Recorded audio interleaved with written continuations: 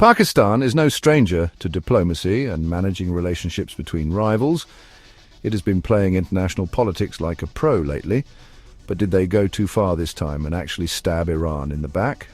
In this video, we look at the facts, timeline, tensions, and whether Pakistan quietly betrayed its neighbor or just did what any nation would do to survive.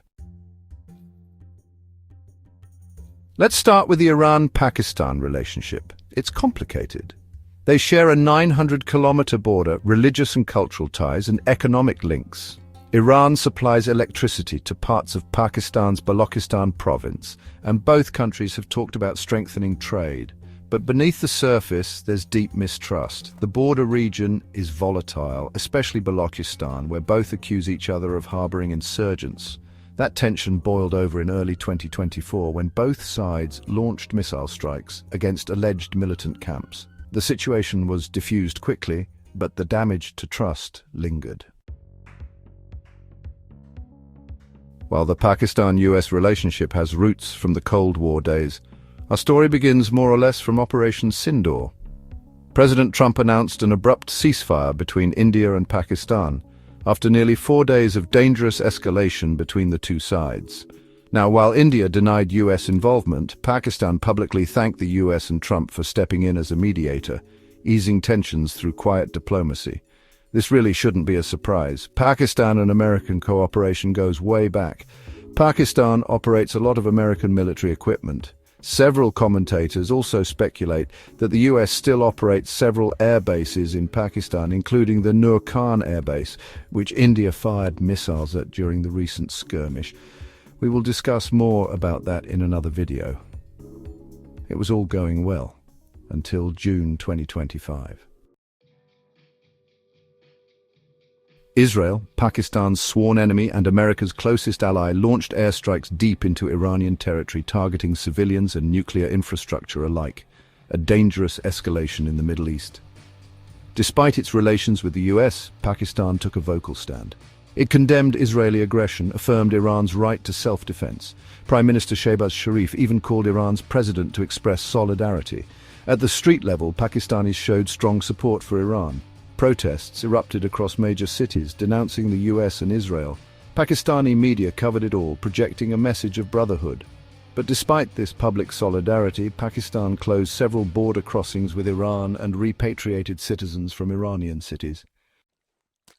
The move was officially for safety, but from Iran's point of view, it looked like Pakistan was distancing itself when the pressure rose. Then there were these unconfirmed reports saying that the United States transport and surveillance aircraft were seen there. Iranian analysts weren't happy, not at all. No hard evidence, but, well, plenty of suspicion.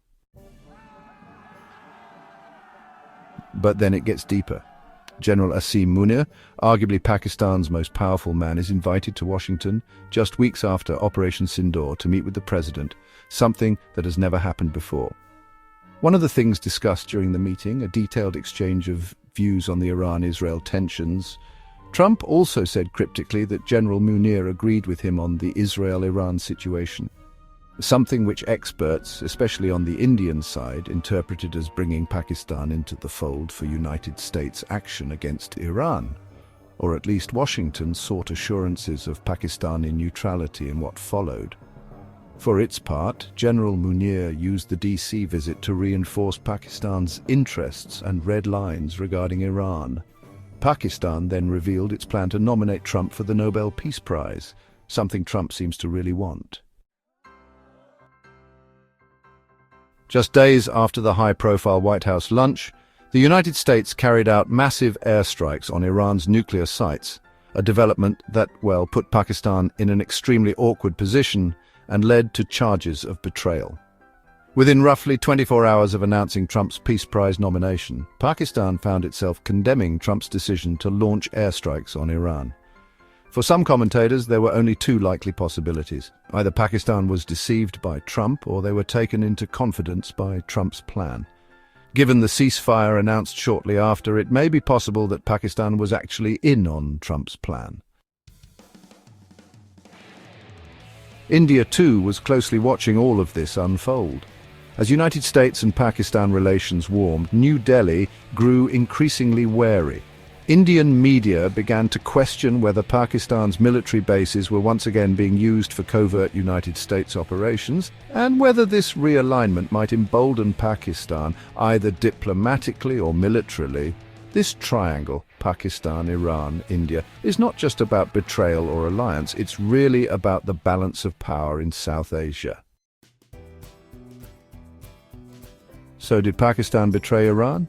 Not really, if you ask most analysts. They'd say this was a balancing act played by Pakistan. Why? Because its economic survival was, and still is, deeply intertwined with Western financial systems. At that time, Pakistan was in the middle of securing a $1.4 billion IMF loan and World Bank disbursements. It simply couldn't afford a confrontation. There's also the fact that Pakistan does not have any real obligation to protect Iran, especially given Iran's previous skirmishes with Pakistan. So it seemed a realist play from the Pakistanis, where they managed to extract the most out of the situation and, diplomatically speaking, did a rather good job. From Tehran's view, Pakistan hedged when it mattered most. From Islamabad's view, it chose realism over ruin. What's clear is this: in today's world, loyalty often comes second to leverage, and regional trust between neighbors and rivals alike is always fragile.